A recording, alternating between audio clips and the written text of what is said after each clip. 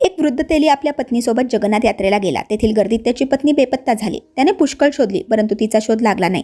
शेवटी तो स्वामींकडे आला आणि गयावया करत स्वामींना विनंती केली आणि रडू लागला. तेव्हा स्वामी त्याला चिडून म्हणाले, तू कोण आहेस, कोठून आलास, जाणार कुठे आहेस, याचा विचार कधी केला आहेस का? अरे विषयभ्रांती भुलू नकोस, तू पूर्वीचा आमचा भक्त आहेस, ओळख विसरलास वाटतं. असे बोलत एका सेवेकऱ्यास त्याला भस्म लावण्यास सांगितले.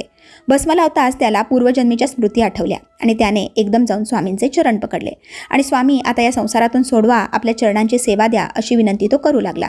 त्याच वेळेला त्याची पत्नी त्याला शोधत शोधत तिथे आली आणि आपल्या पतीला बघताच तिला खूप आनंद झाला आणि दोघांनीही स्वामींचे दर्शन घेतले. त्यानंतर स्वामींचा आशीर्वाद आणि आज्ञा घेऊन दोघेही आपल्या गावी निघून गेली आणि शेवटच्या श्वासापर्यंत स्वामी नाम घेत स्वामी सेवा केली.